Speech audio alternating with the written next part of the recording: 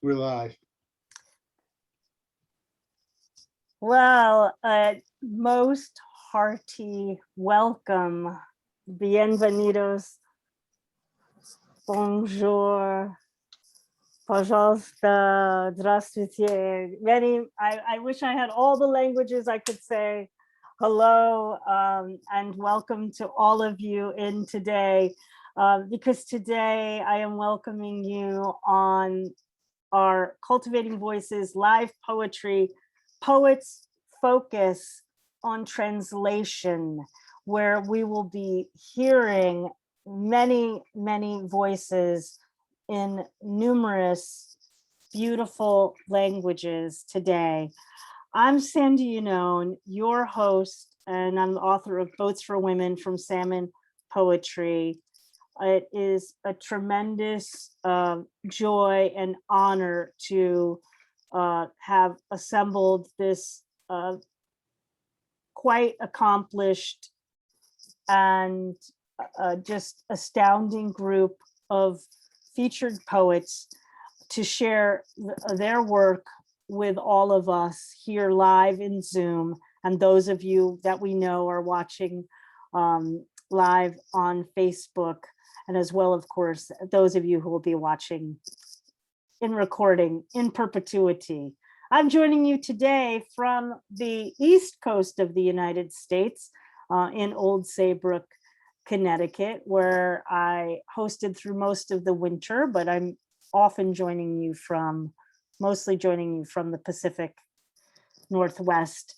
I'm so happy to have everyone here. I know you have access and opportunities to attend so many readings, but I'm always honored that you choose to join me and our assembled honored poets here for me, which is Sunday afternoon. But of course, we have many time zones here.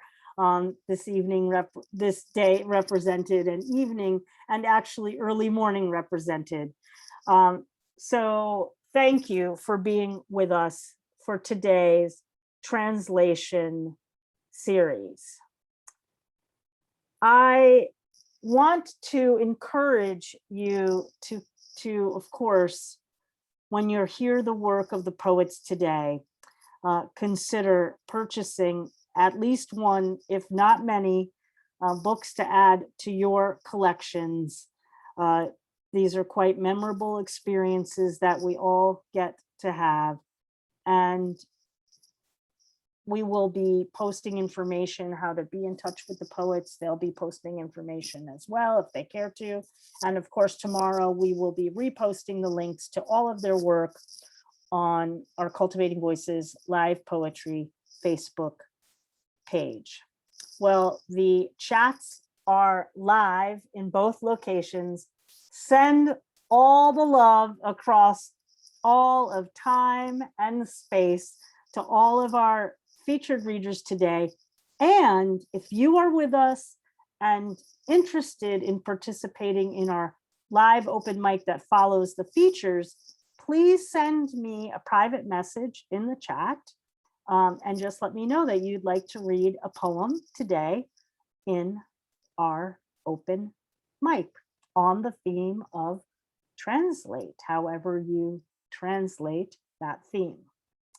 Well, first up today, I actually am a little choked up, truly choked up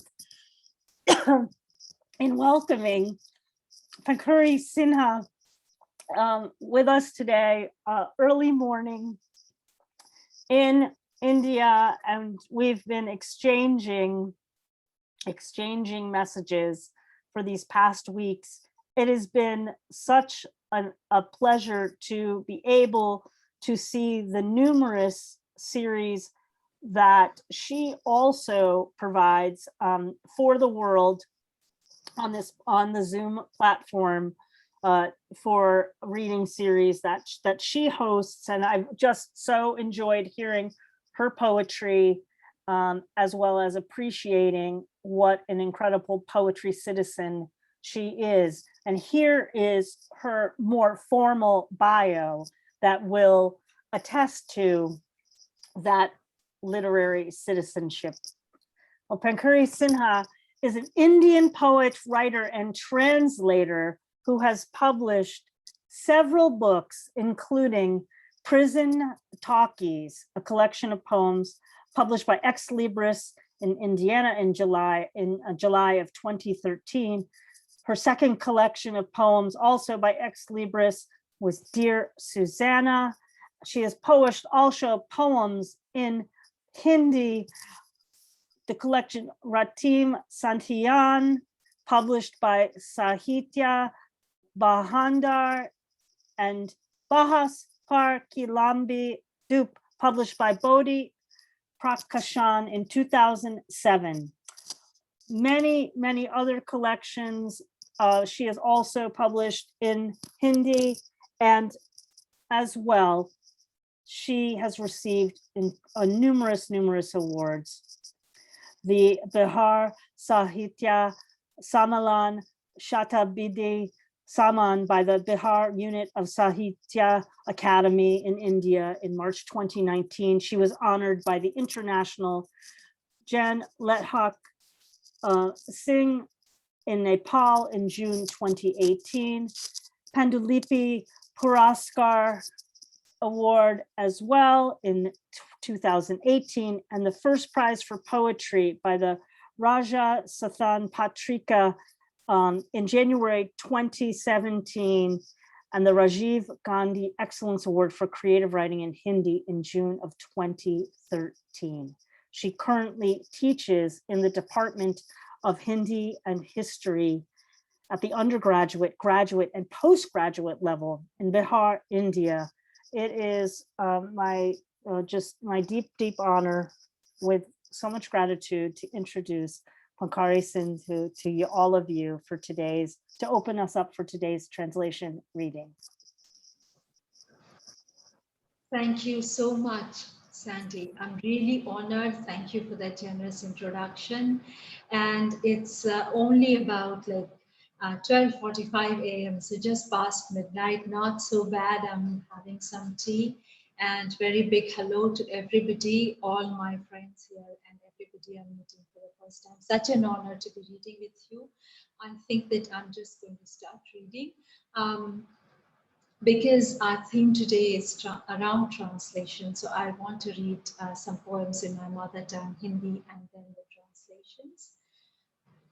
As Sandy said, I'm a bilingual writer, so I might read one in English, but here this is, I start with a short one. It's a love poem. It's called Subah Ek Samuchi Muskurahat. Subah uske rang mein rangi ek samuchi muskurahat. सूरज और सूरजमुखी सी खिली मुस्कुराहट, जिसे आईने के सामने खड़े होकर मुस्कुराया भी जाए पुरसुकून धीमे धीमे, उसके रंग में रंगने की तरह किसी भी श्रृंगार से बेहतर. Morning, a total smile. Morning, drenched, colored, dyed, even in his color. In the color of love, turns into a big smile.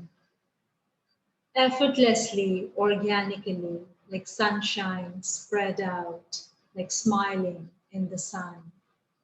A sunflower's smile, blooming with thoughts of his love, can be smiled looking into the mirror. By oneself, with memories of his love, cherished, spreading slowly, immersing in his love. Mild blush, better than any makeup ever worn. And the second one is called Sunahir and Kabir. This comes into a different theme about, so many of my poems deal with environmental issues and immigration issues and gender and also hunger and issues of development and all of that. And I hope that you heard about this debate about the farmers' bill and massive protests around it at the building of the new parliament structure in the capital city. So this poem is around that. It's called सुनहले रंग का गीत.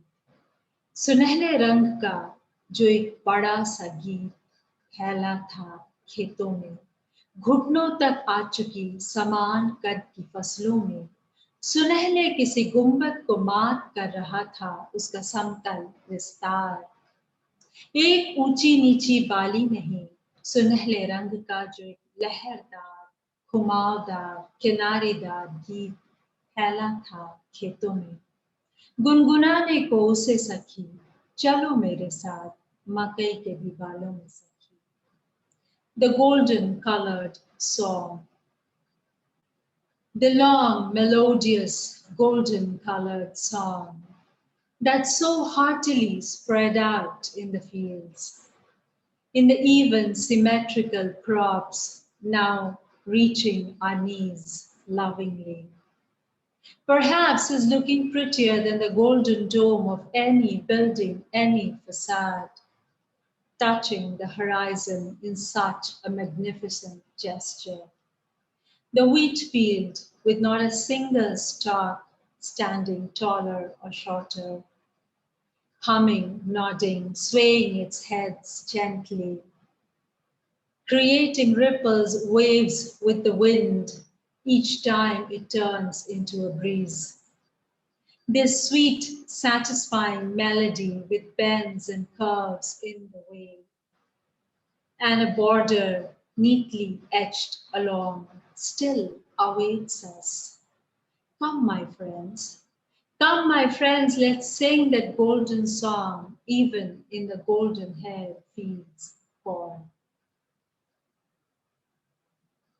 And this one is called Kavita Ka Naksha, the map of poetry. कविता का अपना एक रुमान तो होता ही है, अपना एक नक्शा भी होता है. वह जाने किन पहाड़ों पठारों से होती हुई लांघती सारी राजनैतिक सीमाएं अक्सर किसी नदी नहीं तो सूख रहे या भर दिए जा रहे जलाशय पर आ टिकती है. नदियों के तलछट का भी अपना एक रोना है, उसमें नदियों का होना तो है पर बहुत कुछ का खोना भी, और इस रुदन में अपना एक कंपन होता है, कारण और वजूद भी, और इस तरह एक पूरा नक्शा होता है कविता का. और अचानक तात्कालिक शहर के नक्शे के उस पर उतारे जाने से रूट कर जंगलों में चली जाती है कविता. The map of poetry. Poetry almost always has a romantic element, also has a map, passing through strange, innumerable mountains, plateaus, crossing boundaries politically created. It often comes to sit by a river drying up, or a pond being filled. There is a separate cry about the riverbed, in which the river is inevitably present. But so is the loss of so much beauty around. And this cry, this scream has its own vibrations, reasons, and persona, and thus comes into being a neat map of poetry. And behold, with the sudden imposition of towns dilapidating like my own, poetry is sulking away, walking calmly into the tranquility of the forests. Okay, so I just want to share that this one won an award in Italy in a competition in the city of Galician recently. So just kind of wanted to share that. The next one is called Tandav. समुद्र आज चांद का प्रतिबिंब था और चांद मुझसे दूर. समुद्र उचक उचक कर आ रहा था मेरी जिंदगी की खाली जगह में. समुद्र मेरी बाह पकड़कर खींचे लिए जा रहा था, मेरे पैरों के नीचे की मिट्टी परे धकेलता. वह मुझे गोद में उठाए लिए जा रहा था, गुरुत्वाकर्षण से गहरा सम्मोहन मुझ पर उतारता। समुद्र एक खौफनाक पुरुष था। The ocean on a full moon night. The ocean today was the reflection of the moon, and the moon itself so far away. The ocean leapt up with each wave and tide into the empty spaces of my life, catching hold of me by my arm. The ocean pulled me, dragged me away with itself, pushing the ground beneath my feet. Beyond, picking me up in its lap, cuddling fondly, mesmerizing with an attraction deeper, more powerful than gravity. समुद्र और मछुआरे और समुद्र का रक्त स्नान। मछुआरे भी इस बीच खूब रहे सुर्खियों में, अदला बदली हुई उनकी देशों के बीच। जहां कहीं समुद्र के सीने पर थी सरहद, नहाया भी समुद्र खून में उनके, तब भी जब कोई तूफान नहीं लेकर आई थी हवा। The fishermen and the ocean's bloodbath. The fishermen suddenly surfaced in the headlines, those quietly fishing the waters for world's food. Came in news were exchanged between nations wherever the border ran across the breast of the ocean, bifurcating strictly people from people, spilling blood on water, bathing the ocean red, bathing the ocean in blood. The ocean had a bloodbath even when there was no storm, no fury in the wind. I think I have 6 minutes left, so I'm going to try the long poem. Is that okay, Sandy? Okay, I'll just go ahead. बारिश के दिन की गोधूली और dragon नृत्य। कितने जरा से में बन जाता है जंगल, एक बीजू आम की कलसी, एक जमीरी नींबू, एक कागजी की बढ़ती डालों पर, चिर यौवना मालती लता के खुमाओं में। गिरते पानी के नीचे अभी अभी देखा है मैंने एक जोड़ा जंगली गिरगिट के प्रणय नृत्य को। प्रणय युद्ध में बदलकर वापस उसी नृत्य में बदलते, और हर एक घनेपन के इर्द गिर्द होती ही है कुछ पत्थरहीन शाखें, कुछ कम पत्तों वाली और डंठल दर डंठल। आप उसे उतरते चढ़ते देख सकते थे, सीढ़ियां चढ़ने की कुशल चाल सा था उसका झुरमुट से निकलकर लचीली मालती पर बोलना। जरा सी दूरी के चुंबकीय आकर्षण में बंधा 4 पंजों वाला वह प्रेमी युगल मदमत्त था बारिश की हवा में। उसके विषैले नाखून जो इंसानी खाल को खरोंच कर जान ले सकते थे, थाम रहे थे कसकर पत्तों की किनारी। Actually, it's a long one, and I think I've kind of miscalculated the time, so I'll skip the Hindi version and quickly read bits of the English translation. And these translations have been done by me only. My English poems have been translated in very many languages by other poets, but all these translations have been done by me. It's called Dragon Dance on a Rainy Evening. Amazing how little foliage can create a forest, complete with creatures wild and unknown. On the tangled branches of 2 kinds of mangoes, lime and lemon, where the ever-youthful jasmine flower creeps to bloom in crevices under the falling rain, I have seen a pair of chameleons dance a riveting mating dance. I've seen it turn from a foreplay to a quarrel more fearsome than a lover's quarrel, only to turn back into the same entangled, entwined, rhythmical dance of lust and power. There always are a few bare branches amid and around the leafy shrub, part of it some with fewer leaves, inviting branches. Precisely on them you could see the dew climb up and down.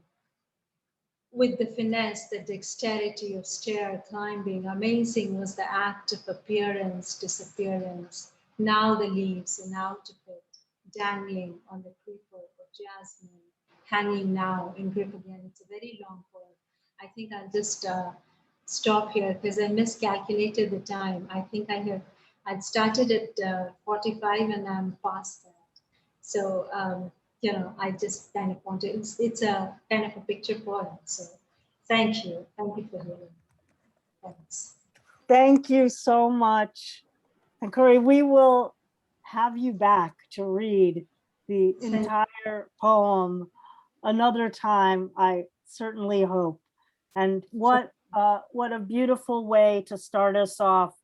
Your first poem, that morning song, given that it is early morning for you, and all of the and all of those songs, the golden colored songs that you shared today with all of us. Such a deep honor, and I so look forward to our next time together here on Cultivating Voices to hear more of your kaleidoscopic work that touches so many themes and areas of our humanity. Thank you for being with us today, this morning. And again, to open us up for today. Well, next we will be hearing from Nina Kossman, who was born in Moscow, is a painter, a sculptor, a bilingual writer, poet, and playwright. Nina is the recipient of a National Endowment for the Arts Translation Fellowship, a UNESCO Pen Short Story Award, and grants from the Foundation for the Hellenic Culture and Alexander S. Onassis Public Benefit Foundation. Nina has accomplished much as the author of 3 books of poems in Russian and English, as well as the translator of 2 volumes of Marina Tsvetaeva poetry. Marina Tsvetaeva's poetry. Her other books include Behind the Border from HarperCollins, Gods and Mortals, Modern Poems on Classical Myths from Oxford University Press, and as well as a novel, and several of her plays have been produced off Broadway. Nina lives in New York and again is prolific in many, many areas of the arts, and what an incredible pleasure and honor to be welcoming you to the program today, for us to be able to hear your beautiful work that you'll share with us this afternoon. Thank you, Nina. I've enjoyed our conversations immensely. Thank you, Sandy.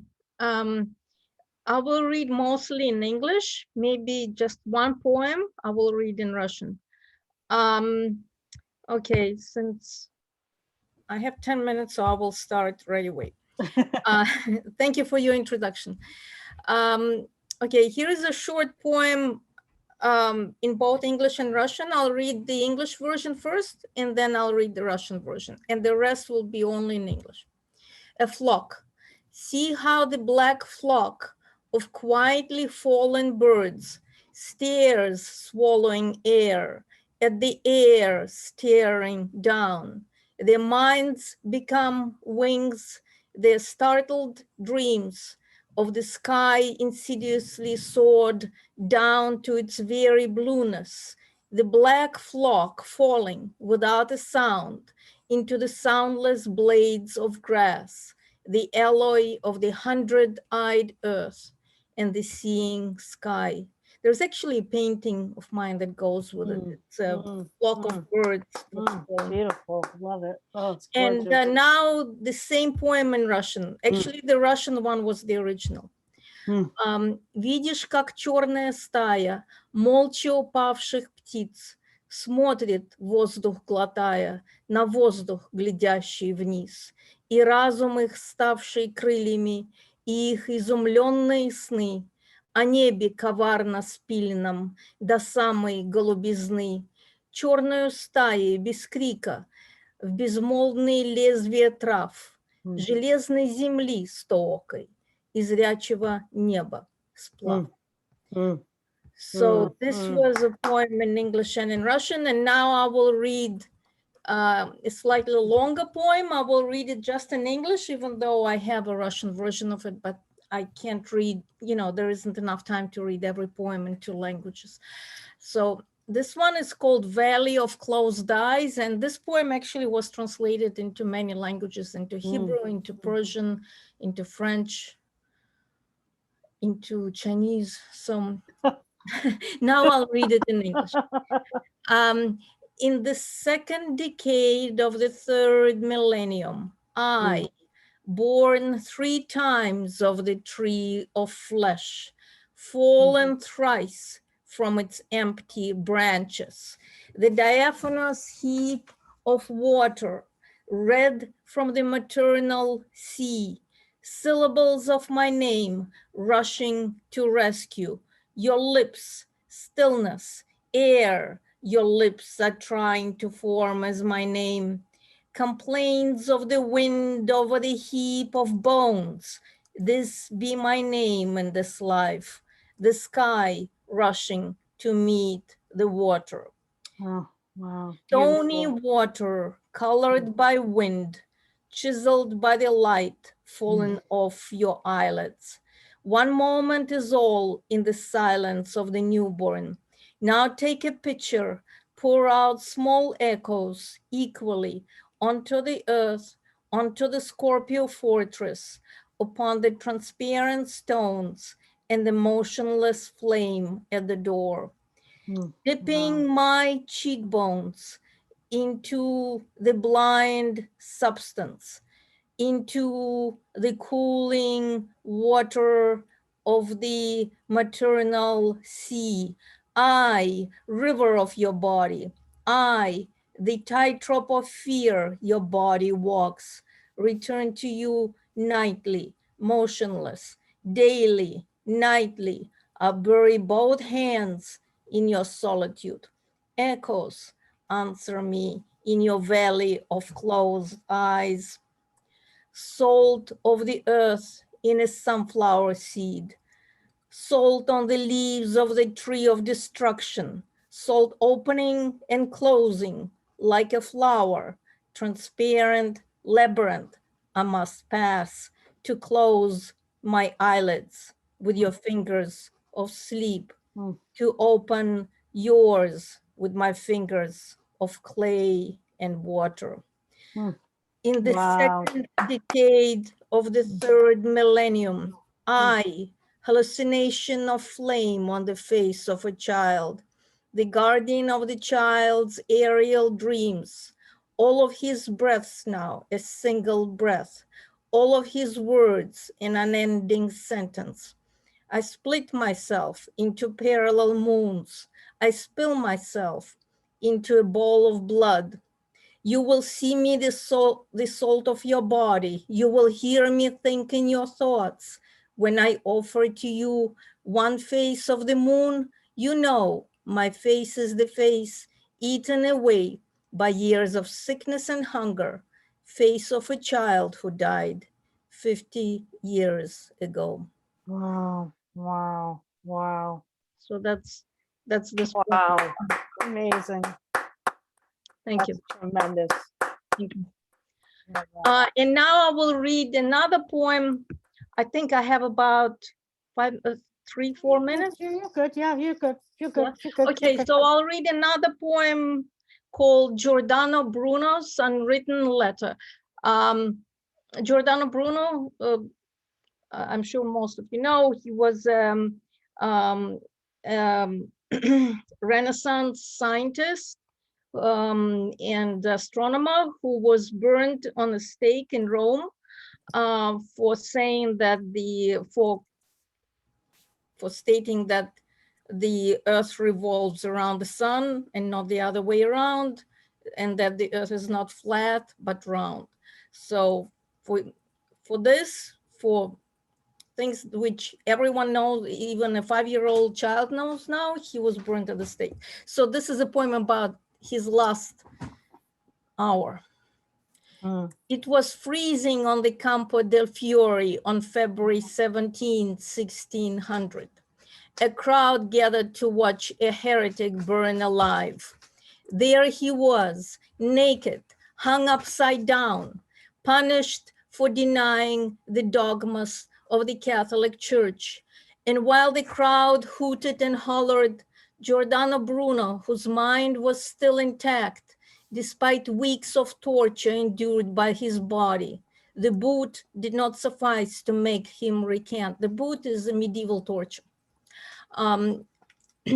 So I'll just go back. Giordano Bruno, whose mind was still intact, despite weeks of torture endured by his body, the boot did not suffice to make him recant, was composing a letter in his head to those who would stand on this piazza centuries later, when every child would know the obvious facts for which he was sentenced to burn today, that the earth revolves around the sun and not the other way around, that God is inside us and not out there, a bearded man looking on from a cloud, taking cue from old men in cassocks, that freedom of thought was worth striving for and even dying for, even torturously burned at the stake. He didn't have time to complete the letter, which he was composing in his head as the flames were beginning to engulf his body. And even his mind, strong as it was, could not work as before. The day will come, he tried to continue in his head, when everything I wrote would be proven facts. This was the last line in Giordano Bruno's unwritten letter. In a few hours, his ashes would be collected into a bag, and the bag would be carried to the Tiber, opened, emptied. I think my time is up. Wow. Thank you. Thank you. Yeah, it's good. It's good. Well, beautiful. Oh, I think my time is, I don't think I have any more time. So I think that's it, right? yeah, we're good. We're good. Thank you Right. so much, Nina. I hope we can have you come back to hear more of your poems in both the English and the Russian. We had a long conversation. I had studied Russian for a while in hopes of becoming a translator myself. I was very interested in the poet Mayakovsky, and that final poem really was also making me think of Mayakovsky's Past 1 o'clock, that final poem of his, as well as I'm thinking a little bit of Miklos Radnati's poems found in his pockets in World War II. Those poems written in the last hours or the last minutes, and the profound nature of that. So thank you for your amazing work. I always personally love to hear the Russian because it was a language I had never known, but when I heard poetry in Russian for the first time, it made me understand poetry, the music of poetry, in a way I'd never understood it before. This is really true, because Russian poetry, in Russian poetry, sound really matters much more than in American poetry. Absolutely. It's very true. Oh, to hear it, just any time to hear it. So my heart is full. Thank you. Thank you for inviting me. Well, next we hop over the pond, of course, as we are always want to do here on Cultivating Voices. And joining us today from Dublin is Peter O'Neill. And Peter has been a passionate member of Cultivating Voices for quite a time, posts frequently, and so we are intimately familiar with Peter's passion and commitment to the work of Baudelaire, and I have been waiting for an opportunity to have Peter be able to join us on the program, and our translation reading seemed an apt way to be able to introduce him to all of you for the first time reading with us. Although, as I said, on our site, Peter is an active member of the group. Well, Peter O'Neill is the author of 6 collections of poetry, the most recent being Henry Street Arcade, a bilingual collection translated into French by the poet Jan Colton from 2021, a novella More Mix Than Dicks from 2017, and a volume of translation, The Enemy, Transversions from Baudelaire from 2015.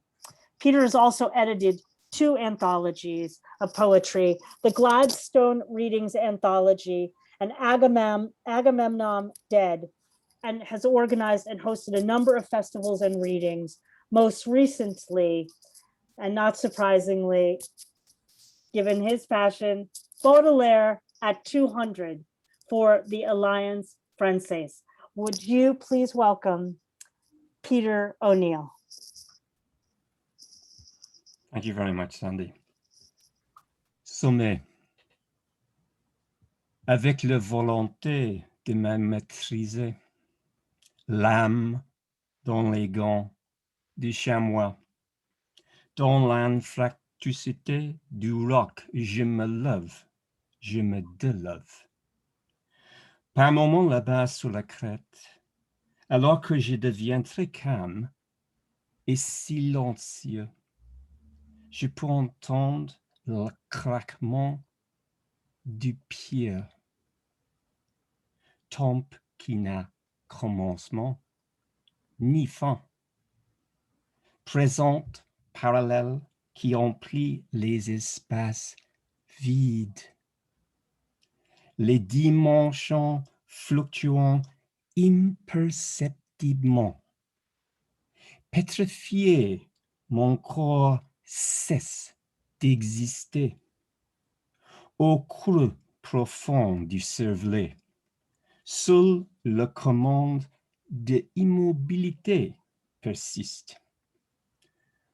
Mon cerveau, chaudron où bouillon le trouble, jette l'anathème du bris, nu pour l'ail et l'âme.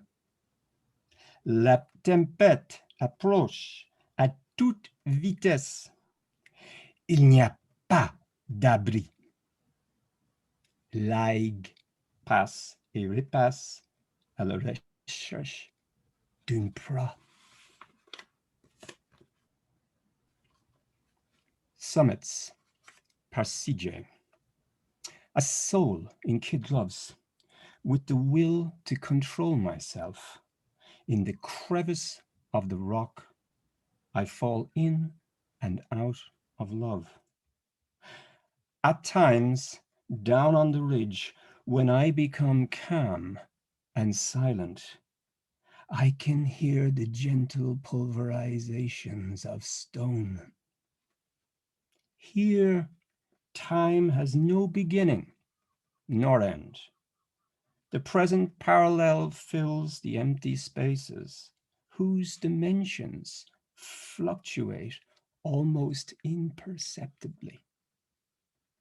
Petrified, my body ceases to exist. Only in the most profound hollow of the cerebellum, the sole command of immobility persists. My brain, that cauldron where all trouble boils, spurts anitema of raw sound for the soul's eye. The tempest approaches rapidly. There is no refuge. Time ticks away in search of a prey. That was a poem, a wonderful poem by the now CJ, who died recently, around a year ago. So that was a poem by him. Now, he was a wonderful poet from Brussels who I had the pleasure of meeting and who came to read with me in Skerries in 2015. So it was quite sad to hear that he had died. This next poem is by Christophe Breguin, a Parisian poet who was a friend of CJ's, and we all met up in Paris to celebrate, well, to commemorate the 150th anniversary of Baudelaire in Paris in a cave au vin, where I got to meet Yann Couton. And we all read together. And Chris published this poem on Facebook not long after CJ's death, and I'm assuming the poem was for CJ. Sans pouvoir faire quoi que soit, par Christophe Breguin. Sans pouvoir faire quoi que ce soit, je vois les amis qui partent vers l'infamie. Bientôt, ça serait mon tour aussi. Je laisserai peut-être quelques souvenirs au bord de la nuit. Les sourires devraient être impérissables, plus que le chagrin. Conserver à tout prix ce qui a été vécu avec le temps, les armes, la mémoire dans l'invisible. Lui aussi s'en allait sans retour. Chaque disparition du reproche de la note est un point inconnu. Nous lèverons l'encre avec l'espoir de laisser quelque chose de pas trop mal. De ce côté-ci de cette vie impétueuse. Une lame reflète ce qui est envolé sans dire un mot. Les paroles ne sont plus qu'une image à sauver de la roue autant que cela sera possible pour combattre le froid de l'absence. On se remémorait toujours les yeux pleins de chaleur. Without too much fuss, a transversion. Without too much fuss, I feel some friend has just left us, lost to the infinite. And soon, no doubt, will be my time also. I leave behind, perhaps, some souvenir there on the edge of the night, some imperishable memory of a smile or delight. Amidst the sadness consuming all price what I lived through before time disarmed me in her exterminatory gyre. Such as he has gone, without any promise of a return, each disappearance conjoins us to our own, at some in the manner of John Donne. At some unknown destination, we will put up anchor, of not letting too much of a stain tarnish this side of life's impetuosity. A tear can reflect so much more than a mere word, speech being rendered inconsequential in any further attempt to combat the absolute, the coldness of the absence, which memory, that sparsest of kindling, will always try to fill with its warmth. I'd like to finish now with a poem by Yann Couton, who was there on that day in November when we were commemorating Baudelaire with CJ and Christophe. Yann is a very dear friend. He's translated my latest book, Henry Street Arcade, published by Édition de la Pointe de l'Europe. Yann and I figured in this anthology for Rimbaud, the other great 19th century French poet. This was, I was very honored. I was the only living English writer to appear in this anthology of 59 writers, predominantly French, of course. This is Jan's wonderful poem for Rimbaud. We all share this love of Rimbaud and Baudelaire and all the great 19th century French poets. It's called En Suspens. La mémoire cède aussi à tous les songes, cette fausse écriture jusqu'à s'avanouer. Le souvenir de son éclat qui parfois seulement retenu dans les vers jusqu'au point d'épuisement dans la ville est fait. Alors tu crois voir vous sa forme universelle, tu ne plonges que dans le spleen, et tu poursuis comme une roue sur une route sans fin. C'est ainsi que l'on regarde droit devant soi, fixement cette écriture, sa vitesse intimidant, ce qui apaise pour toujours, ce qui brûle à jamais. Un désir de tourment, le volonté violent. Elle coule en sens et dans le sang, attribuant aux roues comme aux organes cette force d'âme, jadis l'agrément du monde. This is my transversion into English. Suspension. Memory gives way into dreams, that false memoir until it swoons into the memory of origin, which is only rarely captured in verse, to the point of exhaustion, from which the city is built, and which you think you have seen in its universal form, yet only plunge into its spleen, which you pursue like a wheel upon an eternal road. Such is the way it is when we look straight ahead, fixedly, such writing with its intimidating stealth. After all, this is all that's left when everything perishes, like a tormented desire or a violent will, but which runs in the veins through the blood, flowing forever outward into the streets and their tributaries, through the force of such a unique soul, only to park then in the tempering, halting sight of the world. Thank you very much.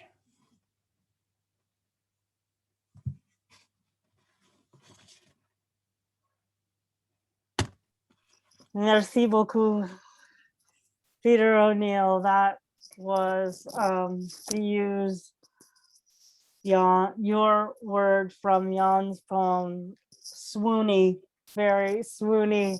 I loved the idea of the memory of origin and moving into swoon. And that's, again, how, for me, my experience today of hearing both the French of CJ and Christophe and Jan Catan, and thank you for bringing, bringing that poetry to us today. Poetry built in community, as I said, across time and space when we're talking about Baudelaire and Rimbaud, and it's such a pleasure to meet you virtually and to be able to hear your melodious way of sharing poetry of the world with the world today. I thank you. Merci. Thanks, Sandy. You're very gracious. Thank you very much.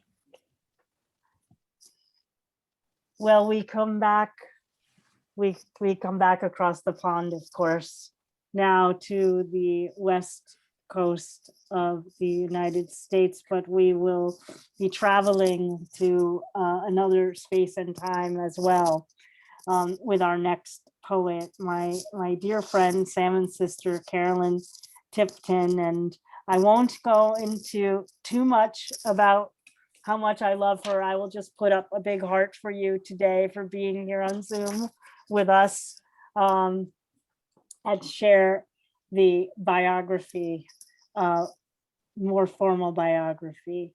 Carolyn Tipton, whom I have long hoped would come on the program, is here today with us, where she teaches at the University of California, Berkeley.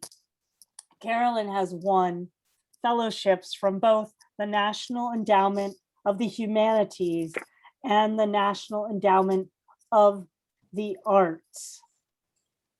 And her first book, To Painting, Poems by Rafael Alberti, won the National Translation Award. Her second book of translated poems by Alberti, Returnings, Poems of Love and Distance, won the Cliff Becker Translation Prize. These folks that if you may not be aware, these are highly, highly esteemed translation prizes here in the United States. Her third book, The Poet of Poet Laval, a collection of original poetry, her own, has recently been published in 2019 by Salmon Poetry of Ireland. And it is just my heart beats fondly and openly to welcome you here to share your passion with us today through your translations and work. Thank you, Carolyn. I'm going to try not to cry. Thank you, Sandy. It's so good to see you even virtually. It's such a pleasure. And thank you, Dawn. And it's a pleasure to bring to all of you today this wonderful poet, Rafael Alberti, great poet of 20th century Spain, part of the generation of 27, Lorca, Cernuda, those poets who brought about a literary renaissance in Madrid in the late 20s. Alberti also worked to bring about a republic. And when Franco and his fascists rose up against the new republic in 1936, initiating the Spanish Civil War, Alberti fought against him and read poems to the troops and tried his best. But when Franco triumphed, Alberti fled into exile, where he was for almost 40 years until Franco died and the King of Spain personally invited Alberti to return to Spain. Returnings is a book of exile in which Alberti returns in his memory to his childhood, his first love, all the people and places of his lost country. Here he's remembering falling in love. And I will read first the Spanish. Retornas del amor tal como era. Eras en aquel tiempo rubia y grande, sólida espuma ardiente y levantada. Parecías un cuerpo desprendido de los centros del sol, abandonado por un golpe de mar en las arenas. Todo era fuego en aquel tiempo. Ardía la playa en tu contorno. A rutilantes vidrios de luz quedaban reducidos las algas, los moluscos y las piedras que el oleaje contra ti mandaba. Todo era fuego, exhalación, latido de onda caliente en ti.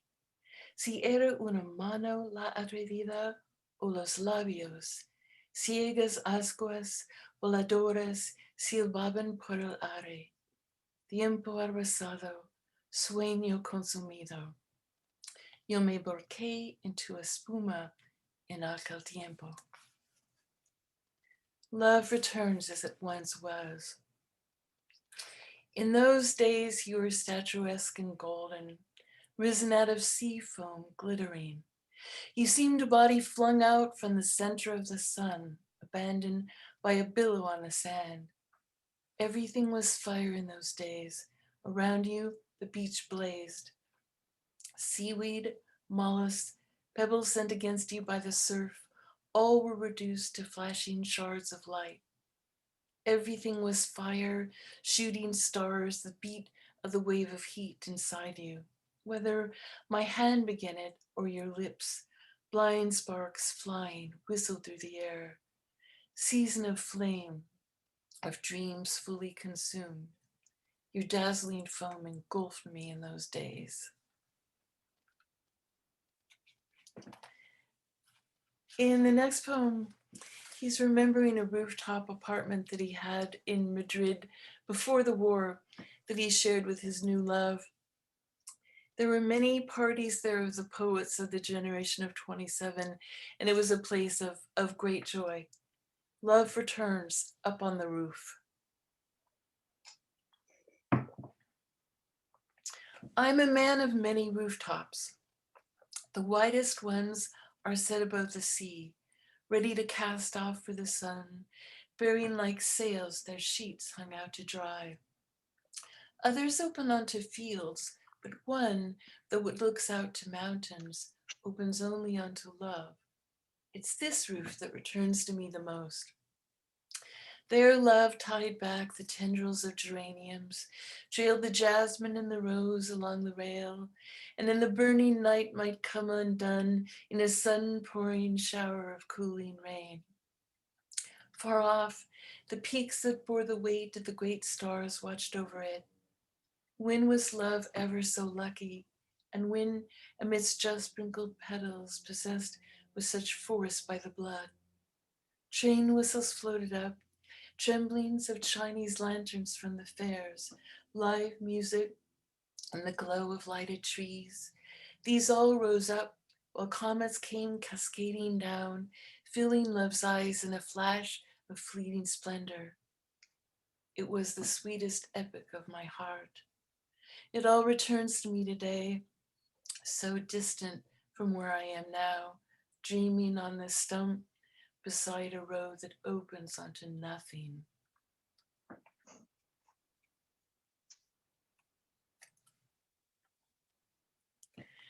This poem, written long after the war, is about a dream Alberti had about Garcia Lorca. Alberti and Lorca were very good friends, but also poetic rivals. And when they parted in the summer of 36, there was some slight rift between them that needed to be healed. Lorca left for Granada to his family place as always. Alberti went off to Ibiza. But Franco rose up that July. Alberti was trapped on Ibiza. And by the time he returned to Madrid, Lorca had already been murdered by the fascists, and they never saw each other again. Return of an assassinated poet. You've come back to me older and sadder in the somnolent light of a quiet dream in March. Your temples dusted with an unexpected gray, and that bronzed olive skin that glowed with your magical youth, furrowed by the marks of age, as if you had lived out day by day in death the years you never had in life. I don't know what you wanted to tell me tonight. Appearing out of the blue in a well-cut suit of glossy alpaca, new tailored, with your yellow tie and long-suffering hair, wind-tasseled, just like before in those gardens of student poplars and summer oleanders. Perhaps you thought, I want to try to grasp this now in the clear afterlight of the dream, that you ought to come to me first from this underground roots or hidden springs where your bones mourn in despair. Tell me, confess to me, say if by the mute embrace you gave me, by the tender gesture of offering me a chair, by the simple act of sitting down beside me, gazing at me, smiling quietly without a word. Tell me if you didn't mean to signify by these that despite the little battles that we fought, you were still joined to me, even more perhaps in death, for all those times. Forgive me that we fail to be in life. If this isn't so, come back to me and dream another night to let me know.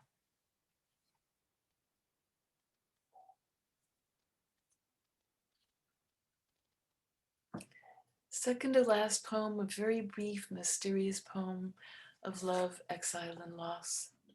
Love returns with the moon. You were another moon beneath the moon.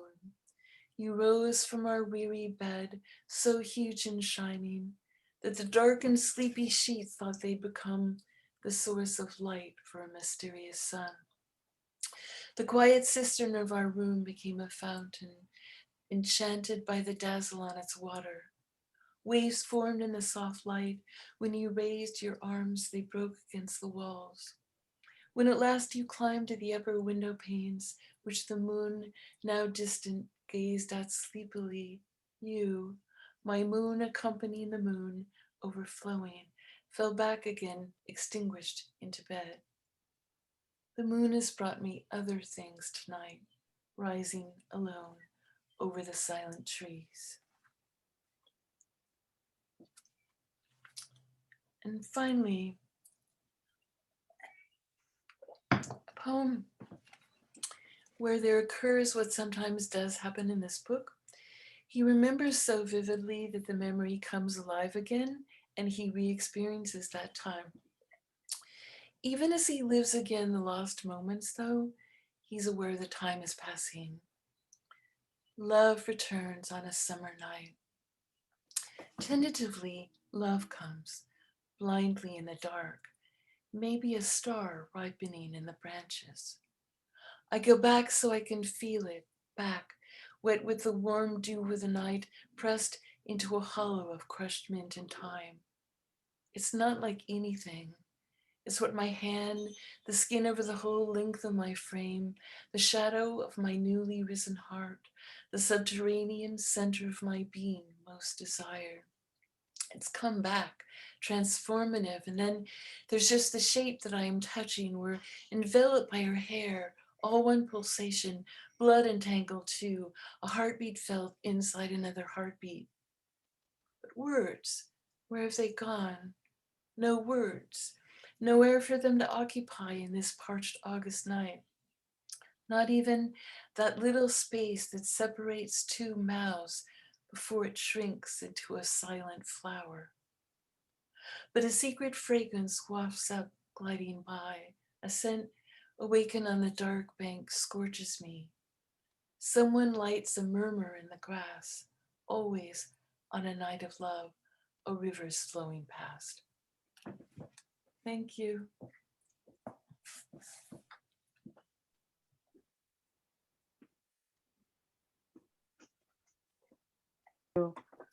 Oh, muchas gracias. Thank you.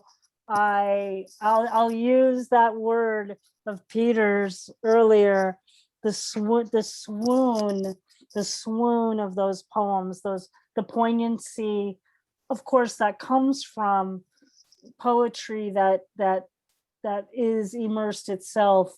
And as you said, the poetry of, exile, love and loss. There is such a power to that poignancy that comes through in those in your translations of Raphael Alberti in those poems. They're so lush and quiet and loud at the same time. Quiet and loud at the same time. If I can be so brash as to say that, I absolutely adore thinking about those returnings. Again, a poignant way, and I couldn't help but also think of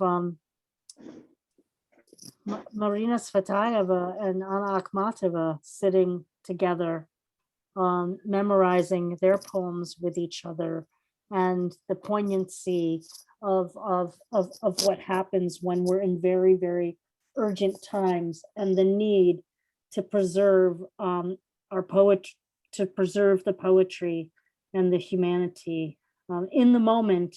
But what translators do is also bring it across space and time for us. So thank you so very much, Carolyn. Oh my gosh, so beautiful. And again, as with all of you, I hope to have you back to share more with us. Thank you. Thank you. Well, next, we will hear again, just, oh gosh, what a great reading today. And we've been everywhere across time and space, I keep saying. I'm so excited to introduce Olena Jennings to all of you on Cultivating Voices Live Poetry today. And Olena is the author of the novel Temporary Shelter, which is being released from Czerwona Barwa Press, and of the poetry collections Songs from the Apartment, as well as the chapbook Memory Project. I love these titles, Memory Project. Fantastic. She is the founder and curator of the Poets of Queens reading series. Who would not want to read in that reading series? The Poets of Queens, taking Queens to be whatever you want to take it for. I have many interpretations. She and the poet Irina Shuvalova translated the book Pray to the Empty Wells by Irina Shuvalova, which was published by Lost Horse Press in 2019. And we're so honored to get to hear her poems as you have, the two of you have interpreted them together, and the journey that takes to do that work in the presence of the poet.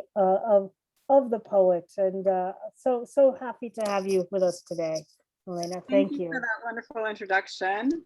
I'm going to read 3 longish poems. The first one is the title poem from Pray to the Empty Wells. Pray to the empty wells.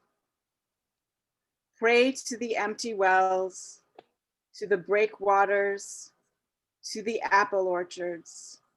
String together bitter ash berries, sweet ash berries.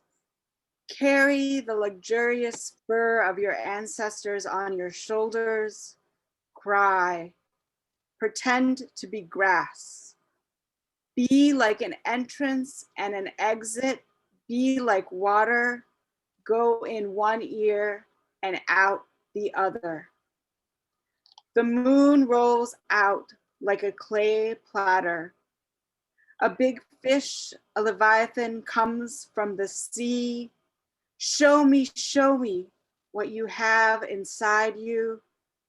Pray to the great light, to the rooster perched on a post, to the blind stone and ice cold water. Be like water, be like a needle. Go into death's ear and out the other. You'll emerge a princess. Mare's head, the goddess of the bog. The dark day blindly blinks its eyes like glass beads. The year's youngest son is cross-eyed in one eye. Drizzle falls. In the elderberry brush are 3 ravens. At the bottom of the river, 3 girls. And on the road, 3 happy friends. The first is a punk, the second a drunk, and the third just a nobody. The clay heart wanders down a path through reeds, beats. The cold river gasps for breath. The night embroiders the sky in small stitches. Wade deeper. Give the water your calves, knees, and thighs. Become a sparrow beneath a rain-soaked roof. Become a bullet that rides the frightening, fiery wind.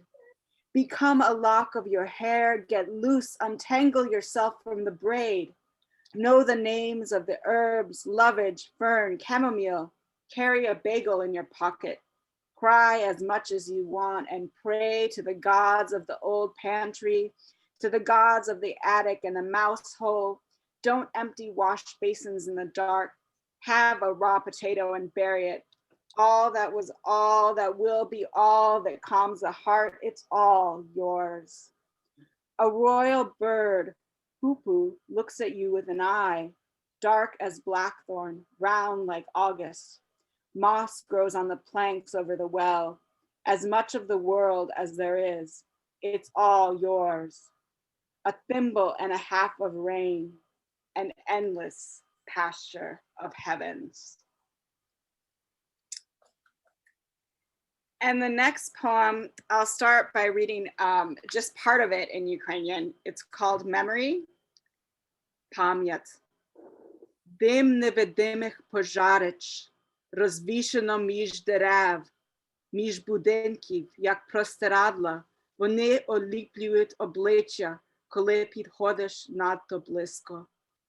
Важко дихаючи крізь вологу суху тканину, заплющивши очі, ти відчуваєш, як по той біч хтось прикладає долоні до твоїх долонь, до твоїх вуст, свої вуста, пам'ять, вуста, як молоко, пливе між будинків, за шибою, як за вікном батискафа, тіні сновихають затопленим містом, дно океана, чужий нехостинний край, мовчки підходять до вікна великі риби, мовчки підходять байдужні потопельники, не впізнають їхні сліпі, глибоководні очі, білі, як молоко пам'яті, у товщі води, дихай, сліпе кошеня, пливи, маленький пуголовку,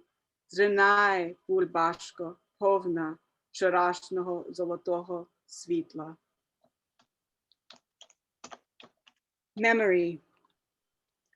The smoke of invisible fires hangs between the trees, between the buildings, like bed sheets left to dry.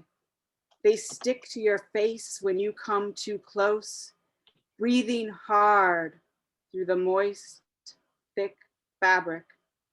You close your eyes. You feel how from the other side, someone puts their palms against your palms and to your lips, their lips. Memory, thick as milk, flows between houses. Behind glass as through a submarine's porthole, shadows hustle through the flooded city. The bottom of the ocean is a strange, unwelcoming world. Silently large fish come to the windows. Slightly drowned ones approach, indifferent. They don't recognize you. Their blind, deep water eyes, white like the milk of memory, in the water's depth, breathe, blind kitten. Swim, little tadpole, emerge a bubble full of yesterday's golden light. Dive, submarine, sing, siren, sadly sigh, steamship. Fish walk out of the water. Walk out of the water, get on your feet, take the rifle in your hands, look back, world, stealthily over your shoulder. God bless our sorrowful earthly roads, our lonely sea paths, our long airways, our underground tunnels filled with thick, bitter air, our towers built of wind, our bones of limestone and marble, our elderberry lungs, our apple orchard. God bless the large apples of our eyes when we close them, seeing the smoke of invisible fires. When we close them, pressing our faces to the blind glass. When we close them, drowning in white milk. When we close them, when we close them. And the last poem I'll read is not really a translation, but it is inspired by a book by Lost Horse Press, which is the Sinha Dawn book. It's inspired by one of his poems, and it is called A Tiny World. A tiny world. The red miniature rose the size of a fingernail. We say loneliness until it becomes a feeling, not a word. Slip into the doll's house in our imaginations. The sound of loneliness is my voice bursting like the flowers opening. We are getting used to seeing through a microscope. I see the silhouette of the petal. It matches my face when I've separated myself from emotions. Happiness constructs itself on the slide. Next, sadness breaks from my chest, slips heavy. You look and see the jagged edges. You try to mold it into a piece of furniture, but it ends up an icy mirror, the frame your jewelry, the necklace with your name in gold. We are both looking through the microscope and seeing each other. It is no different than the magnifying glass when we channeled the sun. Here we channel the great emotions. We use them to burn the tiny clothes on the slide of the blouse with the pinprick buttons. What we are left with, we learn to live with. Thank you.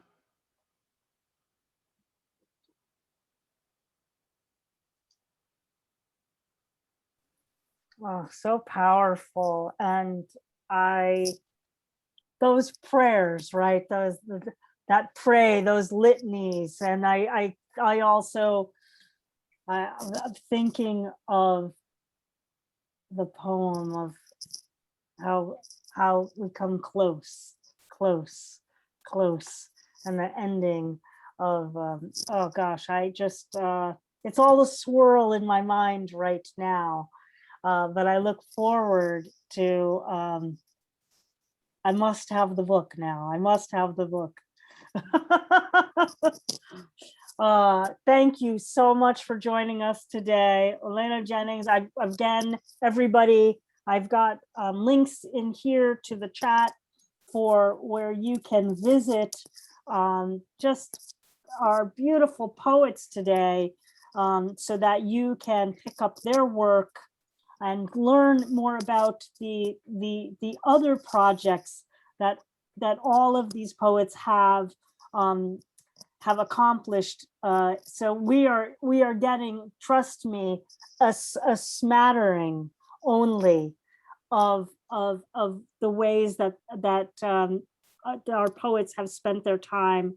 So I encourage you, their bios do not do their connections justice. So make sure you take travel to and with them through their blogs and websites to learn more and pick up their work. Thank you again, Olena. Beautiful, beautiful, beautiful reading. The moon has been very prominent today so far. There's something lunar happening in the reading today. We are going to close out our features for this afternoon. And right now, I have 3 folks who've signed up for the live open mic. I'm going to take a last call. Feel free to private message me if you'd like to read a poem for today's open mic. And I am feeling so full that I'm perfectly happy for us to have a triolet of poets, if that is what we have, because we will now be moving to what is, I understand, an historic moment for the two, Ali and Dzvinia, to actually be on screen with each other for the first time, sharing their work that they've been working on together. So I'm happy to welcome you, and I'm happy to have provided the platform for this moment in posterity. And thank you both for being with us. Here are the more formal biographies. Ali Kinsella has been translating from the Ukrainian for 8 years now, a former Peace Corps volunteer Ali holds an MA in Slavic Studies from Columbia University and is currently joining us from Chicago, where she sometimes also works as a baker. With Dzvinia Orlowsky, Ali is the translator of Eccentric Days of Hope and Sorrow, the poems of Natalka Belosverkivets, available this fall from Lost Horse Press. And joining, so we have both translators with us today. Joining us also is Dzvinia Orlowsky, Pushcart Prize poet, translator, and the founding editor of Four Way Books, a press that I know many of you are familiar with or should be familiar with. Get familiar with Four Way Books. Dzvinia is the author of 6 poetry collections published by another press that you will want to connect with if you have not already, Carnegie Mellon University Press. And her collections include Bad Harvest, which was a 2019 Massachusetts Book Award must read in poetry. And her poem sequence, The Disenchanted Desna, was selected by Robert Pinsky as the 2019 co-winner of the New England Poetry Club Samuel Washington Allen Prize. She was also a 2018 recipient winner of the National Endowment of the Arts Fellowship and is writer in residence at Solstice Low Residency MFA program in creative writing at Pine Manor College in Chestnut Hill, Massachusetts, where many, many, many years ago, a poet named Sandy Yannone worked in the admissions office there. So when I was attending my MFA program at Emerson College, so I know that beautiful campus well in Chestnut Hill, and it's a thrill to have the both of you with us to close out what I hope will not be, which has been the first, but will not be the last of our Poets Focus on translations. Thank you so much, Ali and Dzvinia. Well, thank you for that lovely introduction. And you're right, you have brought me and Dzvinia together virtually for the first time. So we have you to thank for that as well. We will be reading some poems from our collection that's coming out in September, our translations of Natalka Belosverkivitz's poems coming out, as Sandy mentioned, this September with Lost Horse Press. And Natalka Belosverkivets was born in the mid-1950s in Ukraine, which was then a part of the Soviet Union. And she really became famous in Ukraine in the 80s and 90s. She's a member of the 80s generation, which are called the Visimdesiatniki. And in English, she is known mostly for her poem, which we will not read today, but I encourage you to seek on your own, called We'll Not Die in Paris. And we all have Dzvinia to thank for the wonderful and I believe prize-winning translation, if I'm not mistaken. So Dzvinia, would you like to say hello? Hi, everyone. Thank you so much, Sandy. Thank you for that introduction. I wanted to clarify that I'm a founding editor, not the founding editor of Four Way Books. And I'm so thrilled to be here and to meet Ali. And as I wrote in the chat, that I think this is one of the most beautiful, powerful readings, group readings that I've ever been fortunate enough to participate in. So thank you very much. And Ali, I'm excited to do this with you. Yes, and just for clarification, Dzvinia and I have worked together extensively, but only over the phone. Yes. All right, and I have to read off my computer. So the first poem is called Elehia Lipnevoyi Hrozli, and in English that is Elegy to a July Storm. Гроза, гроза, як щемно, як тривожно, щасливо як, Повітря крізь вікно виривається, мов світляний потік, і теплий дощ стоїть непереможно над корневищами могутній рік. Тоді болить у грудях молоко, дитина скрикує і ротиком жадливо хапа повітря, і в раптовім світлі грози липневої не розгада ніхто в зиницях темних, в очах безтямні, якоїсь думки світлої, мов злива, тут на майдані висохлого світу. Сплетіння вічних вулиць перед нами. Ми підемо туди, але куди йти таким безпомічним і ніжним? Яких тисячоліть м'які сади зустрінуть нас тремтінням білосніжним? Куди нас приведуть пітні сліди минулих поколінь в камінні книжні, де запах крові, боротьби, біди у хаосі сплелися дивовіжним? Притиснувши до себе крик нічний, ми рушимо. Куди ж нам вирушати? Стоїть в очах порожній зір скляний, далеких зір холодні каземати. Ми звідти прилетіли в світ живий, і в мареві будинків пологові ще довго ворушився восковий, блидів вогонь любови загадкових. Немов секунда стрілка, як лоза на виноградниках часу людського, ніч, солодка і щаслива, і безтямна. Гроза, гроза, на каменях облич, сплетіння вічних вулиць перед нами. Чи вбереже тебе моя сльоза на цій межі буття із небуттями? І ніч, і ніч, і ніч. Elegy to a July storm. A storm, how debilitating, how alarming, how cheerful. From outside the window, air gusts in like a stream of light, and a warm rain falls unavailingly above labyrinthine roots of turbulent rivers. Then your breasts, heavy with milk, hurt. The child wails, its mouth greedy, gasping at the air, and in the sudden light of a July storm. No one would guess in the dark pupils, the unsure eyes, a certain thought, bright as a storm. Here on the plaza of the withered world.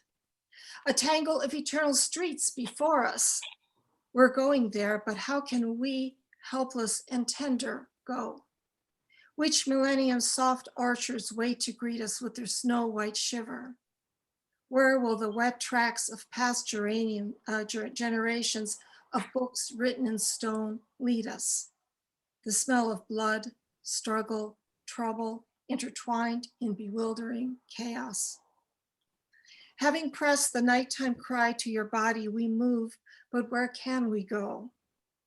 Cold casements, distant stars in the eyes of empty glass sight. From there we flew into the living world, and in a dream of maternity wards, the pale waxen fires of mysterious love have been stirring. Like a second hand, like a vine in the vineyards of human time, night sweet and happy and senseless, a storm on stone faces, the tangle of infinite streets before us. Will my tears protect you on this border between being and non-being, and night and night and night?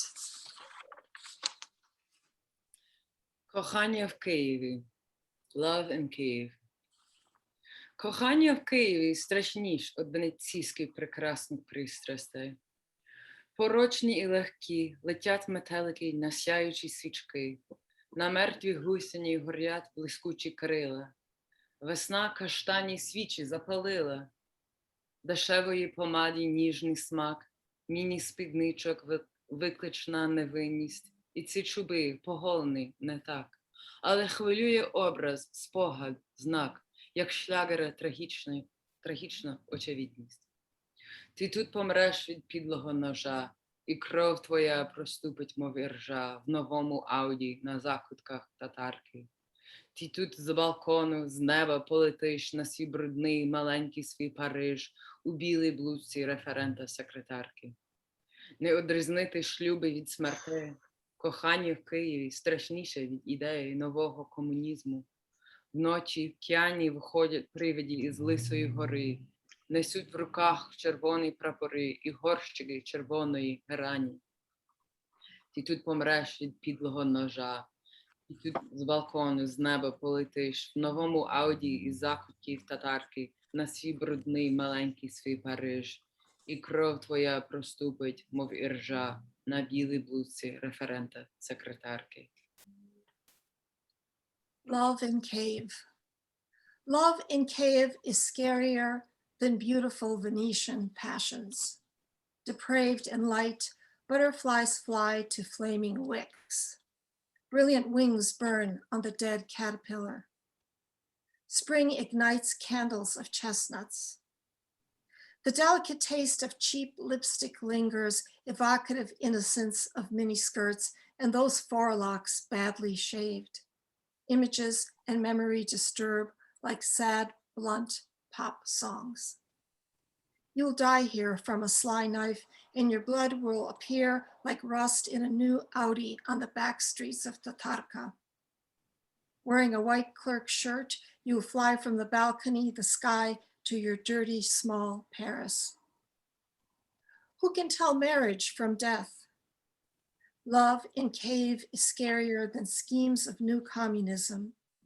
At night, drunken ghosts come out from Lissa Hora, carrying red flags and potted red geraniums. You'll die here from a sly knife, or fly from the balcony, the sky, or in a new Audi from the back streets of Tatarka to your dirty, private Paris. Your blood will stain like rust your white clerk's shirt. List. The letter. Вранці підеш за хлібом і за молоком. Повертаючись, бачиш поштарку, виходить із вашого дому. Як завжди, уявляєш їй двох дітей-школярів. Ви, здається, ровесники з нею. 2 десятки синіх поштових скриньок. Твоя справа внизу за номером 20. На брелку із ключами крихітний ключик, газети, рахунки, листи. 1,5 години сидиш над білим конвертом, роздивляєшся марки, поштові штампи. І не можеш ні обрізати, ні надривати, розтинаючи літери на зворотній адресі.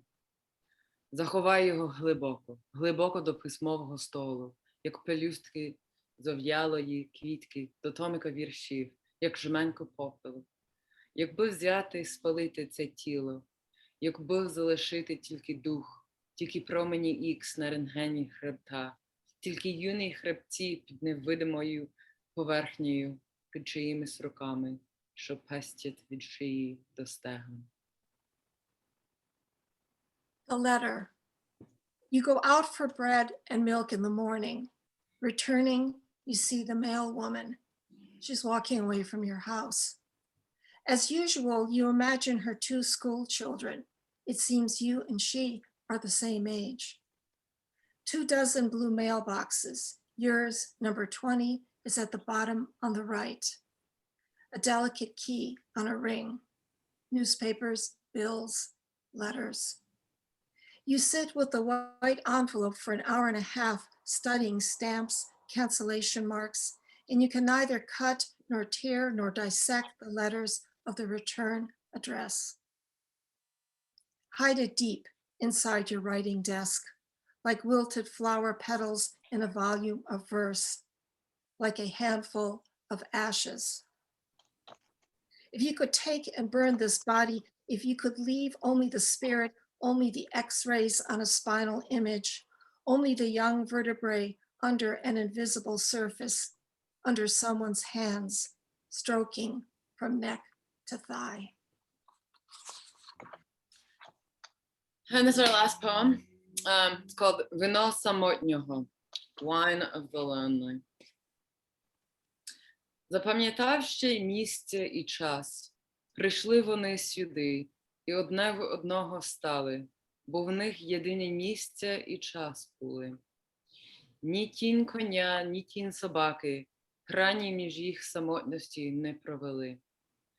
Вони одне одного дихали дихання, але одне про одного не знали, бо віддали, щоб знати, не знайшли. Кульбав дозрілий пух і сік стебла текли в їх венах. На серцях лежав старої кропиви листок різблений. Метелик захмелілий прилітав з кінця в кінець їх замкнені тіла, та вирватися не міг на луг зелений. Wine of the lonely. Recalling this place and time, they stood together in one line. Neither a horse's nor dog's shadow nor loneliness could cast a boundary between them. They breathed each other's breath, but knew nothing of one another, unable to find the distance to know. Ripe dandelion fluff and the juice of its stem flowed inside their veins. A carved old nettle leaf lay on their hearts. An intoxicated butterfly flew the length of their locked bodies from end to end, but couldn't break free to the meadow green. Thank you. Thank you.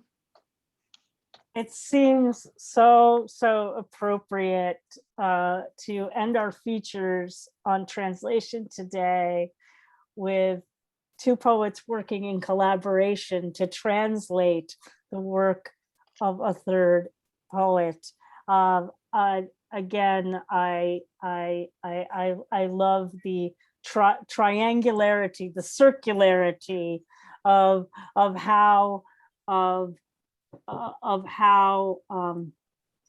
language fosters itself and brings to consciousness so many things, even if we're not able to translate it, and to have to hear the multiplicity of languages of the Ukrainian and the English, but I also always feel that there is a third language hovering in between, and that we get to hear that if we're listening deeply, as I'm always encouraging people to do when we're here on these broadcasts. So today, thank you to the two of you for bringing us that opportunity to hear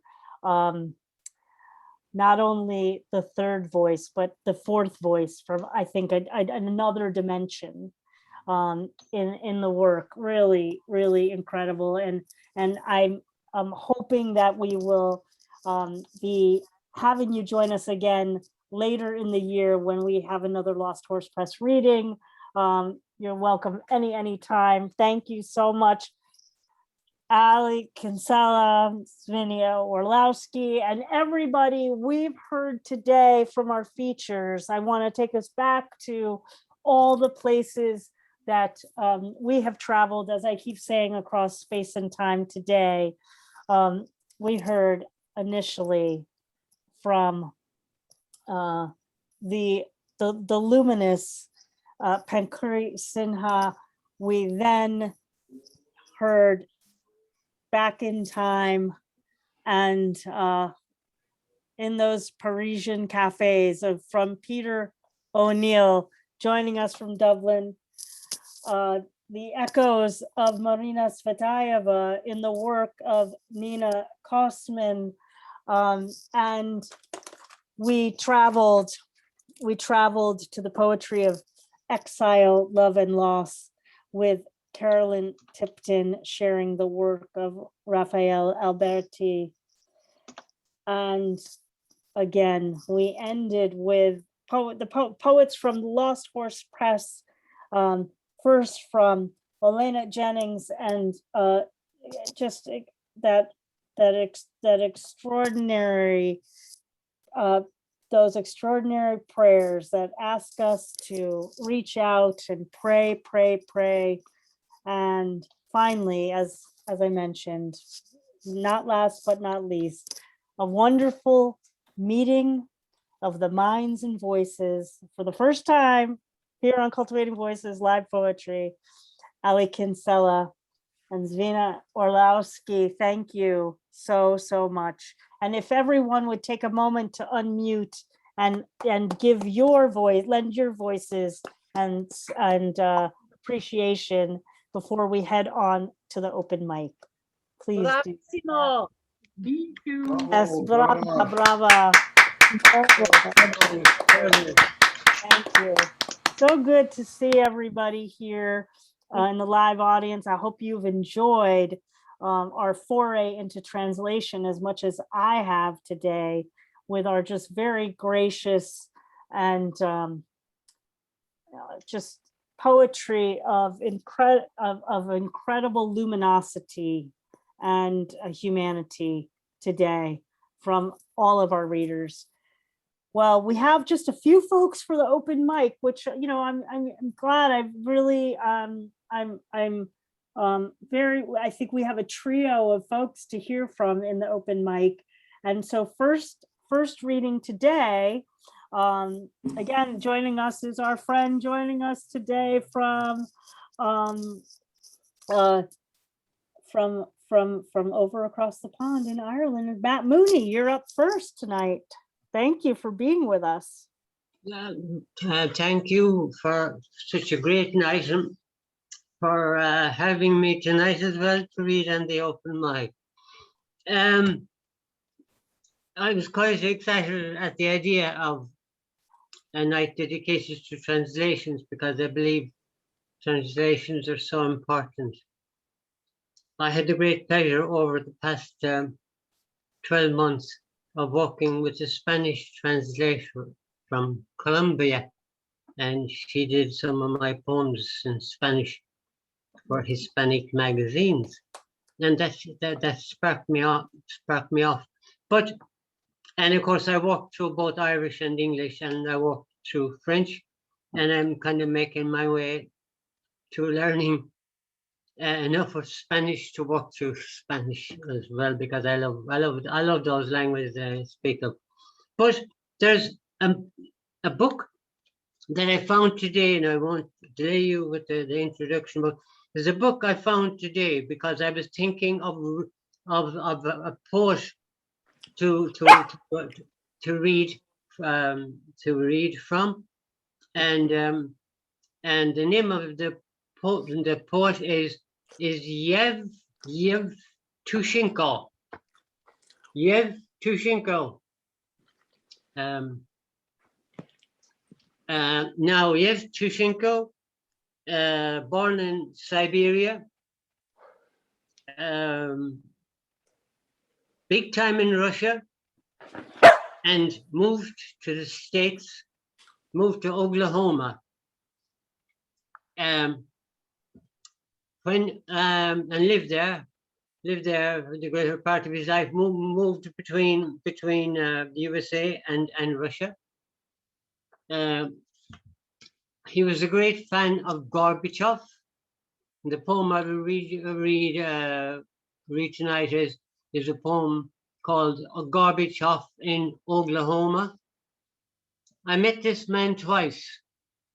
He's probably the greatest living poet that I ever met. And he only died in 2017. He was born in 1933. And I was so lucky to get his autograph.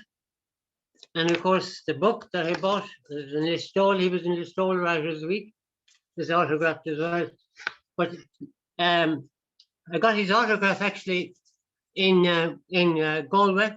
He was in the Radisson Hotel in Galway in 2005, and the performance was world class and fitting for the man that was in it. And not alone his poetry, life, his performance. He was a performance poet, but he actually played the grand piano as well. So we had a wonderful night. Now this is the poem that I'm going to read for you. Gorbachev in Oklahoma. I'm a great fan of Gorbachev. In Russia, confusion and diffusion, reputations like rubles are falling. But in Oklahoma, leaves are falling in autumn. No bands playing, no red carpet, with the requiem like rustling of dead leaves. The most beloved communist of capitalists landed in Tulsa, like an unexpected yesterday. From the seat arises the Indian chief, who hung his talisman, the coyote's tooth, in his porch, and he applauds that white man who offered the peace pipe. Groaning, the big oil chiefs rise, eyeing their guest as if he had risen from the dead, and their wives, exhausted by aerobics, weep with compassion because their Garbe was hurt by that Russia. Such bitter honey to be understood better by those foreigners. His own people did not forgive him even one slip. But who is loved in Russia now? Nobody. The rest of the world is kinder to Russians than Russia itself. He was the first who, with his peasant's hand, tore off his head the crown of the Red Tsar. He put his palms on the Afghan flames. He pulled the Sakharov through the bars of exile. And the Berlin Wall immediately collapsed when Gorbachev very wisely looked the other way. He saved from another Hiroshima and another Gulag all of us and our grandchildren, but he became the first victim of his own gift to us, the victim of the freedom that people did not deserve. And he, the creator of freedom, trembled. He was trapped in his fear as in a web, and his country, like a carpet, was pulled out from underneath him by professional carpetbaggers. He, the map maker of the next century, as a ghost, became unemployed in the times when everybody began to grab everything during the times of the Great Grab. He is all alone like all the world's heroes. He was broken by ingratitude. He aged. Sometimes the contours of Africa on his brow swell when he is insulted by the mob. But even in the African jungle, some lips mouth his words. Glasnost, perestroika. He flies everywhere, but for him, all countries are islands of exile. Only God will judge whether he was right or wrong. He is surrounded by stool pigeons and bodyguards. He could not even pray alone in church. Everywhere stretch limos like hearses, mercilessly wait for him and swallow him up. And police cars, like well-fed watchdogs snarling, huddle their black noses and wag their toxic tails. It is translated from the Russian by the author and by Joseph Bradley, and by Christine Ryan, and by Jay Hinshaw. Thank you very much. Thank you so much, Matt Mooney, for joining us in the open mic today. Always great to hear your own work, but to also hear, work that you've been inspired by. So it's really interesting to hear you bring the voice of Yevtushenko, and as we saw in the chat, an active conversation about Yevtushenko's work in the Soviet Union, and also he spent so much time here in the States, obviously,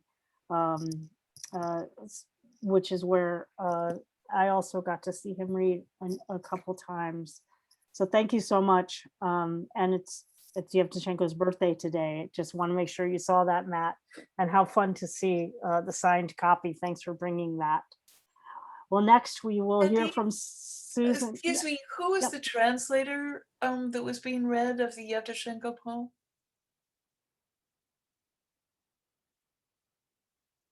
Matt, can you share the translator again?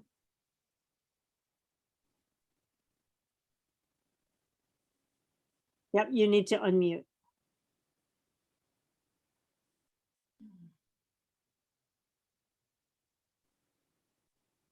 I'm not sure if Matt, Carolyn, I'll get the name of the translator and Okay, we'll share thank it you. with you. Yeah, no worries. Sorry, I was mute. Oh, Sorry, okay, go I ahead. was Yeah, mute. go ahead. Was translated by the author, by the author himself, and Joseph Bradley, Christine Ruan, and Jay Hinshaw. Hinshow. So feel free to put that in the chat for I us could as do well. that. Thank I you will, so yeah. much. I will. Okay, yes, and of course, folks, given that this is a we're honoring translation, please be sure to share the name of the translator if you are not the translator of the work, so people can find them. Okay, Susan Abbott is next. Thank you. 3 minutes we have for each of you on the open mic. Thanks for being here today. Great to have you as always. Well, thank you, Sandy and Dawn and readers today. You have just been fabulous and eye-opening, and I'm thrilled to be here myself. I have a poet named Samira Negrouche. She is an Algerian woman poet. She writes in French and Arabic, English, and Amazigh, I believe. These poems were translated by Marilyn Hacker. They were written in French, and the one I'm going to read to you, I'll read in French and then in English, is translated by Marilyn Hacker. Her book is called The Olive Trees Jazz and Other Poems, and it's part of the Pleiades Press translation series. So, and that's just out this year, I think. So, this is called Pendant que tu passes, while you pass by.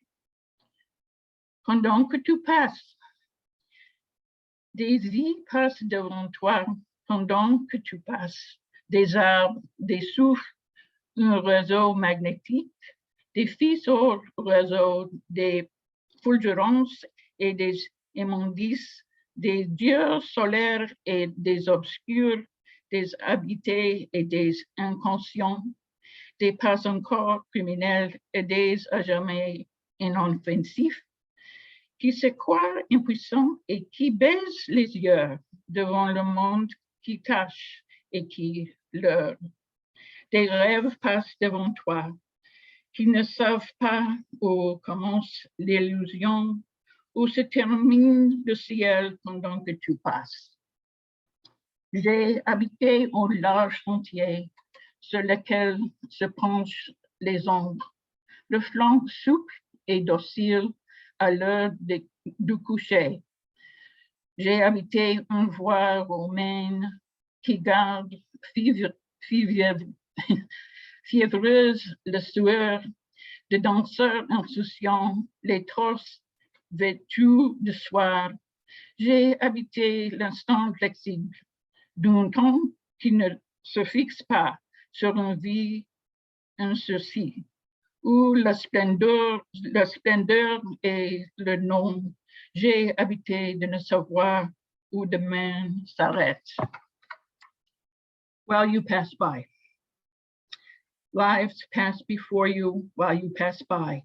Trees, breath, a magnetic network, wires outside the network, intensities and refuse, solar gods and dark ones, the inhabited, the unconscious, the not yet criminal, and the eternally inoffensive, who think themselves powerless and lower their eyes before a world that stains and howls. Dreams pass before you that don't know where illusion begins, where the sky ends, while you pass by. I lived on a wide path, shadows bent over it, their flanks supple and docile at the hour when the sun set. I lived on a Roman road that keeps the sweat of reckless dancers feverish, their torsos clad with nightfall. I lived in the flexible moment of a time that will not settle on a reprieved city while splendor in the storm. I lived by not knowing where I lived by not knowing where tomorrow ends. Thank you. Thank you so much, Susan. Always great reminder for me to, I've read a lot of Hacker, and I'm really particular to her sonnets, and I'm always glad to be reminded of her, again, her work as a translator. Thank you for bringing Samira's work translated by Marilyn Hacker to us today. So we have 3 poets to go, 3 minutes each. Next is Scott Norman Rosenthal. I'm going to do this one, which I've done in the series before quite some time ago. It's been published in a number of places, including The Art of Autism. I don't remember, I'm falling apart up here in Vermont, but it was inspired when I read English translations of Chinese poems, that the Chinese poem had a sensibility, was able to describe, I don't know how to put it, both. It would describe human emotions and human experience, but in a transcendental way, that politics was not denied, and yet that you couldn't draw a line between the political and the personal. And the poems were, of course, universal. They're significant in modern times, and even in these times, they would be significant. So I completed this one. I went to the Geraldine R. Dodge Poetry Festival in New Jersey in 1990, which was a privilege. Verses in Chinese style for our friends at the Poetry Festival, autumn 1990. The struggling we do is history. The song we sing, history. Look, after the bombs, rain. The walls we build seem immobile, eternal. The land, the sky, will swallow them. What strange fruit blossoms in time? We wrestle with angels, we struggle with demons, alter the trueness of their names. Lightning, time, rain. In the cities, Luciferian chanting. Some when long-horned antelope will run up from the sea, graze the streets of seaport towns. Hard mist is everywhere. Let's spin wheels through prairies into mountains, you and I.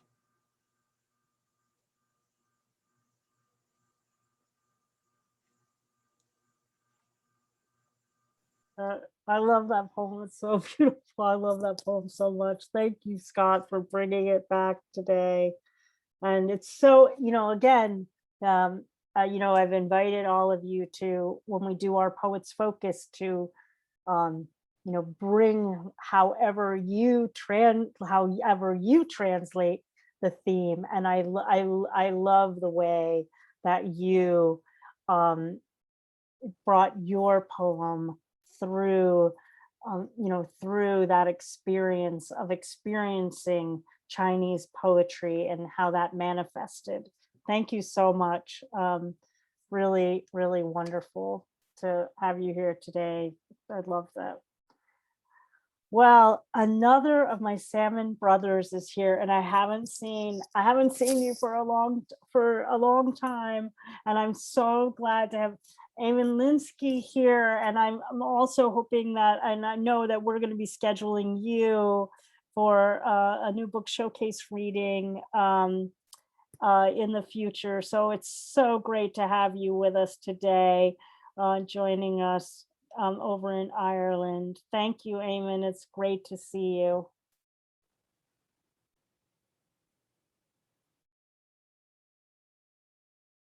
And you'll have to unmute.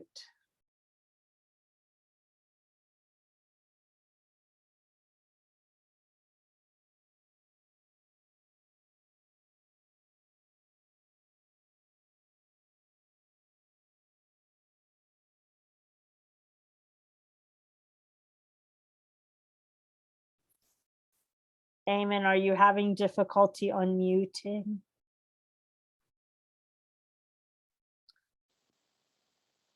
Can you hear me?